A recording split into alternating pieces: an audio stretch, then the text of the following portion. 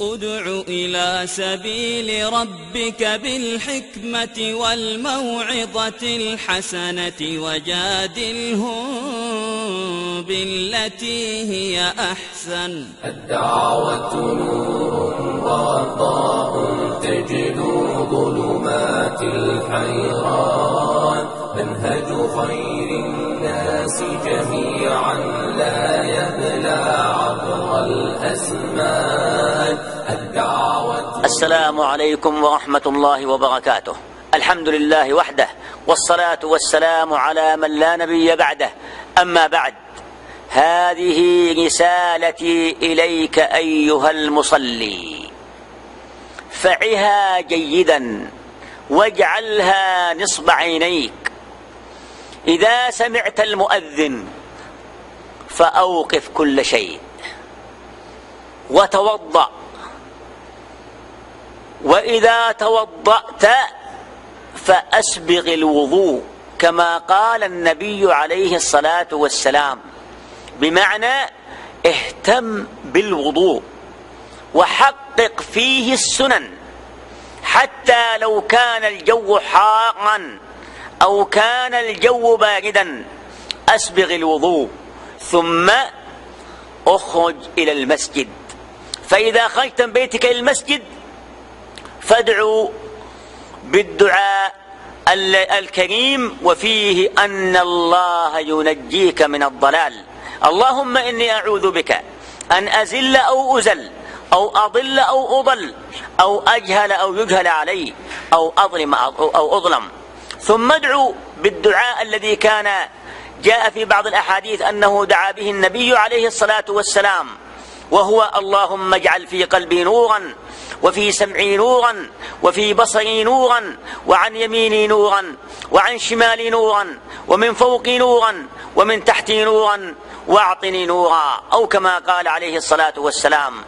وإذا خرجت إلى المسجد فلا تشبكن بين أصابعك كما نهى عن ذلك النبي عليه الصلاة والسلام، واخرج إلى المسجد بسكينة ووقار، كما قال عليه الصلاة والسلام: إذا أتيتم الصلاة فأتوا وعليكم السكينة، فما أدركتم فصلوا وما فاتكم فقضوا، أو قال فأتموا عليه الصلاة والسلام. وإذا خرجت إلى المسجد فإنك قبل أن تخرج نبه على أولادك بالصلاة، وأن يذهبوا إلى المسجد إذا كانوا ذكورا.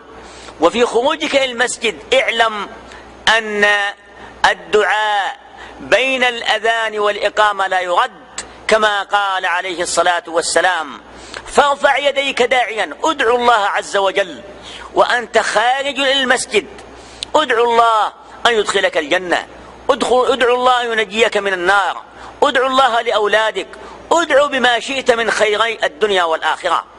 وإذا سرت إلى المسجد في الطريق فلتأمر بالمعروف، فنبه الناس في الشارع على الصلاة أن يصلوا، وانهى عن المنكر حتى تصل إلى المسجد. فإذا دخلت المسجد صلي ركعتين تحية المسجد. وأما سنة الصلاة فالأفضل أن تصليها في البيت، ثم انتظر الصلاة. فإذا أقيمت الصلاة وكبر الإمام فكبر، واجعل هذا الحديث نصب عينيك، ألا وهو قول النبي عليه الصلاة والسلام: صل صلاة مودع كأنك تموت بعد هذه الصلاة. فاهتم بالصلاة من 3 نواحي. الناحية الأولى اهتم بالصلاة قبلها كما مر. الناحية الثانية اهتم بالصلاة فيها، وذلك بالخشوع وتذكر الآخرة، وأن تتذكر الموت، وأن تتذكر وقوفك بين يدي الله عز وجل يوم القيامة، وأن تقرأ القرآن أو أن تستمع الإمام منصتا خاشعا متدبرا هذا القرآن، لأن الله جل وعلا أمر بتدبر القرآن. وهكذا في صلاتك كلها، كلما دخل عليك الشيطان لينسيك شيئا من صلاتك جاهد الشيطان، جاهد لتكون في صلاة وجهاد. وعلق قلبك بالله عز وجل، لأنك تناجي ربك كما قال النبي عليه الصلاة والسلام: حتى تنتهي من صلاتك.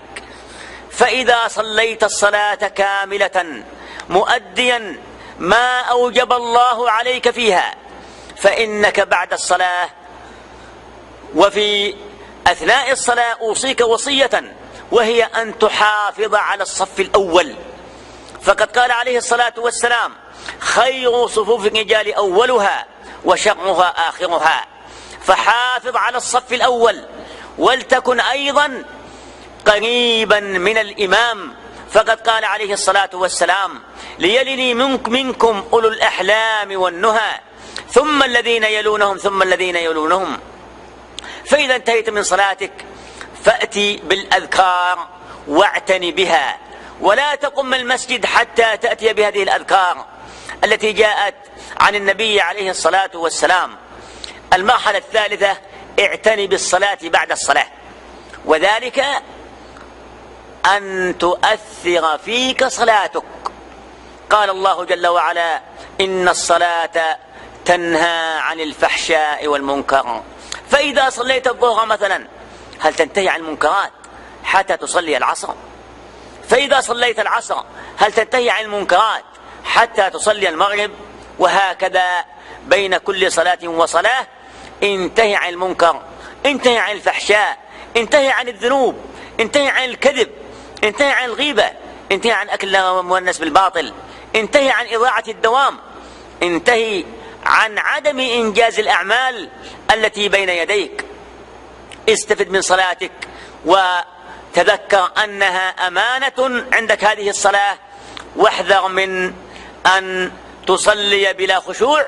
وقد أخبر عليه الصلاة والسلام أنه لا يكتب المرء من صلاته إلا ما عقل، يعني ما خشع فيه. فاحذر أن تخرج من صلاتك وقد لفت كالثوب البالي وأن يرمى بها في وجهك.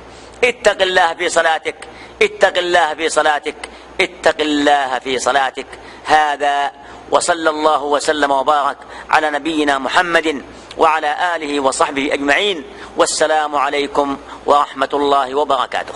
ادع إلى سبيل ربك بالحكمة والموعظة الحسنة وجادلهم بالتي هي أحسن. الدعوة نور وضاء تجلو ظلمات الحيران، منهج خير الناس جميعا لا يبلى عبر الأزمان.